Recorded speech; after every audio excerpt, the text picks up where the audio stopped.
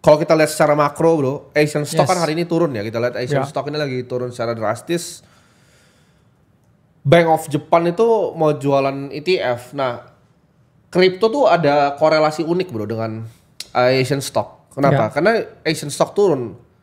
Kayaknya emang orang Asia, darah Asia itu darah, mungkin orang bilangnya darah pejudi kali ya. Benar. Jadi kalau kita lihat kayak perusahaan-perusahaan besar itu, kalau kalian lihat fund kripto kayak dari Amber Group itu kan biasanya Hong Kong semua. Ya. Animoca Brands, visi-visi yang besar tuh banyak biasanya dari Hong Kong. Jadi setiap kali Asian stock itu turun, misalnya BOJ ini kan mau jualan ETF, Jepang turun nih saham-sahamnya. Hang Seng juga kita bisa lihat penurunan sedikit nih hari ini. Itu biasanya ada flow lari ke kripto. Mereka selalu gitu. Jadi kalau Ya. Asian stock turun, itu bisa ke kripto. Karena ya katanya orang Asia itu lebih konotasi lebih Bener. gambler mentality. Karena kayak saham aja bro, misalnya di Korea, Enggak. sekuritas saham di Korea sama crypto exchange di Korea volumenya tuh 10:1 sekarang. Kripto tuh besar sekali, kayak Upbit tuh di Korea semua orang pakai, mau sampai nenek-nenek di jalan sekarang pakai Upbit katanya. Jadi Korea, Jepang, Cina, kita lihat ASEAN juga kan banyak Yes. turunan-turunannya, Vietnam, Thailand dan lain-lain. Itu pencinta kripto, Asia itu pencinta kripto. Ya. Gimana tanggapan lo terhadap perpindahan uang ini yang sekarang kita lihat masih terus-terusan gitu loh. Dari antara saham-saham di lokal masing-masing, Ya. itu pindahnya ke kripto sekarang di Asia.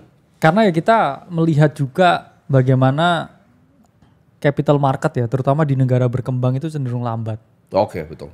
Dalam artian uang yang masuk itu tidak sebanyak itu ya, dan kemudian sektornya berotasi terus dan volatilitasnya relatif kurang. Karena kalau kita ngomong ya downside-nya juga sama-sama loh ya sebenarnya, tapi upside-nya kalau di kripto memang jauh lebih oke ya. Dan itulah mengapa alasan orang itu lebih menyukai kripto. Ya. Selain juga adopsinya memang dirancang sebagus itu, ya kripto pun itu juga memiliki culture, nature yang mudah dipahami. Ya paling gampang lah ya, orang itu mau investasi saham itu barrier to entry-nya tinggi. Ya. Dia buka aplikasinya udah sulit biasanya. Apalagi pemula ya kan. Kalau di kripto kan orang bisa di slide-slide begitu kan, terus langsung buy gitu, slide-slide begitu, short gitu kan. Jadi kayak barrier to entry-nya hampir nggak ada. Orang bisa langsung depo terus kayak nge-slide gitu udah punya aset kripto ya. Itu yang membedakan. Bahkan yang menarik ya, TradFi kan kalau kita lihat dari retail base yang paling besar tuh Robinhood ya di luar negeri ya. Robinhood sepertiga trading volume sekarang udah kripto loh. Dan dia kan yang paling ke depan untuk tokenisasi, kita lihat apa namanya saham-saham juga yang ke depannya akan ditokenisasi. Jadi trennya keuangan masa depan ini akan berubah ya ke kripto. Dan ini ada berita menarik juga kemarin. Cathie Wood, kita tahu investor yang suka dengan teknologi masa depan, itu bareng sama orang-orang di United Arab Emirates betting ratusan juta dolar ya di football kripto. Jadi ada perusahaan football yang TBK dan mereka mulai masuk ke dalam kripto. Nah, kenapa banyak perusahaan yang tiba-tiba nggak ada hubungannya sama sekali dan mereka akan deciding untuk masuk ke kripto nih bro? Banyak sepertinya apa namanya perusahaan-perusahaan ya. Nah, tanggapan lo apa bro? Perusahaan yang di luar kripto dan masuk ke kripto? Karena mereka melihat peluang ya sebenarnya. Mereka kan pasti juga dituntut oleh para investor ya, oleh para stakeholders, untuk shareholders juga, untuk yang meningkatkan value dari company. Dan kalau dia lihat sektor real ini sedikit lebih lagging daripada kripto, ya pasti mereka juga nyuruh untuk melakukan yang namanya adaptasi ya, inovasi ya, dan juga keberlanjutan. Karena kalau kita lihat ya sekarang kripto itu udah mulai ya menjadi bagian dari kita semua, dan ya industri ini memang udah bisa diterima ya secara luas, dan ya kita memang harus adaptasi ya.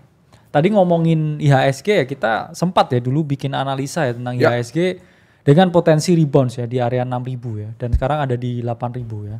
Ini kalau teman-teman ya sering ngikutin kita ya, kita waktu itu sempat ya ketika orang kena tarif Trump ya, dan dia ada di area 6.000 ya, IHSG itu udah V-shape ya 35%. Betul. Jadi momen saya ungkapkan tapi di saham ya. Di industri yang lain ya, karena sama. Karena waktu itu kita lihat juga orang sangat ketakutan ya waktu itu ya, waktu tarif ya, tidak pastian global, dan seakan-akan di sini juga nggak akan balik ya. Cuman ya Bahkan kan Guaranteed. ketika apa namanya Menkeu kita punya target ya, Yes. 36.000 ya. Sebenarnya kita sangat support, kenapa? Karena kalau bisa sampai 30.000 by Ya. 2035 ya, itu Ya berarti BCA lu kan naik gitu kan. Oh luar biasa, BCA gue naik gitu, Iya. jadi orang kaya. Terus masyarakat akan jadi kaya gitu, Benar. kalau itu bisa di-push sampai segitu. Dan gua rasa itu, gue sih suka orang yang optimis bro ya. Benar. Gue tuh gak suka orang pesimis. Iya. Gue benci orang pesimis. Karena- hidup aja masa pesimis Benar. kayak, oh mau sukses, jangan sukses, kita survive. Salah. Gue belajar dari Nietzsche bro. Nietzsche tuh ngajarin hidup itu kita harus Optimis ya. lakuin sesuatu, iya. Iya. Will to power gitu. Hidup tuh bukan cuma sekedar untuk survive, salah besar itu. Itu orang bodoh yang ngomong gitu. Hidup itu untuk kita dapat sesuatu yang lebih gitu dari diri kita. Jadi kalau kalian nggak begitu, itu nggak ada fungsinya gitu Ya, untuk benar. hidup. Apalagi untuk orang seperti gua.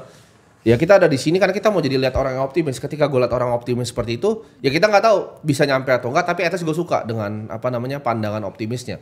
Kan banyak tuh orang-orang pesimis yang bilang juga, oh berat nih ke 8.000. Ya mungkin baru anak-anak kemarin sore bro, ya di market baru kemarin sore, baru zaman COVID minta tikar sama bapak.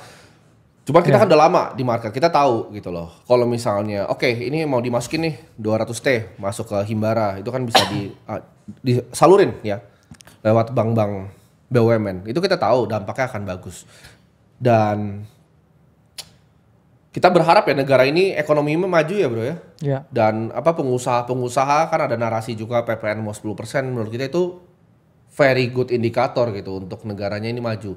Nah, negara yang maju tuh sebenarnya bukan cuma yang kebijakannya bagus, tapi yang masyarakatnya itu ikut dengan adopsi teknologi. Nah, itu yang gua sama Bro Kakak bikin di sini. Kita bikin Akademi Kripto karena kita pengen dorong gitu adopsi teknologi ini karena it's the future of finance ya. Teman-teman mungkin lihat by 5 tahun sampai 10 tahun ke depan hampir semua itu bakal crypto base ya. Semua itu bakal ditokenisasi, saham itu akan ditokenisasi, real estate akan ditokenisasi, semua akan blockchain base teman-teman ya.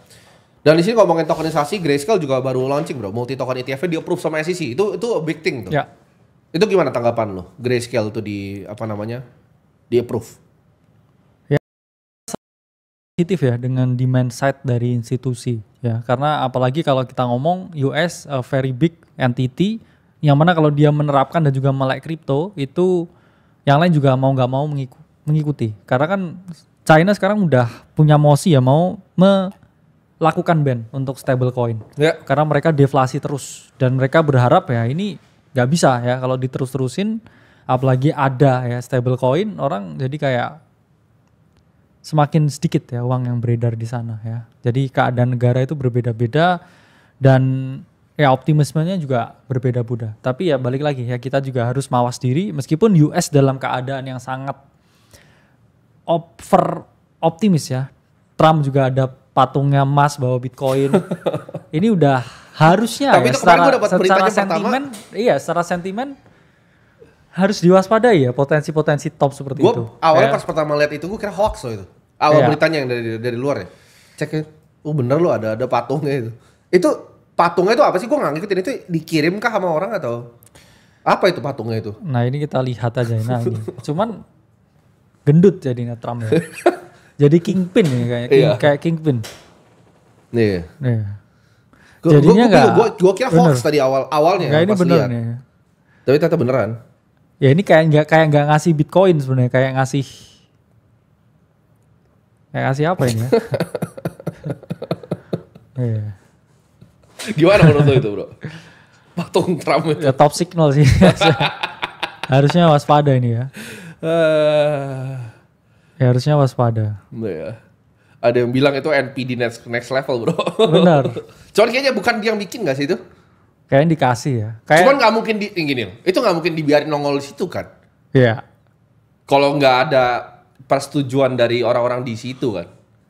Logikanya mungkin, lah. Mungkin Michael Saylor bikin terus dikirim di situ gitu kan. Mungkin, kayak iya. Ayo buruan di ACC gitu. Iya, yang pulang di ACC.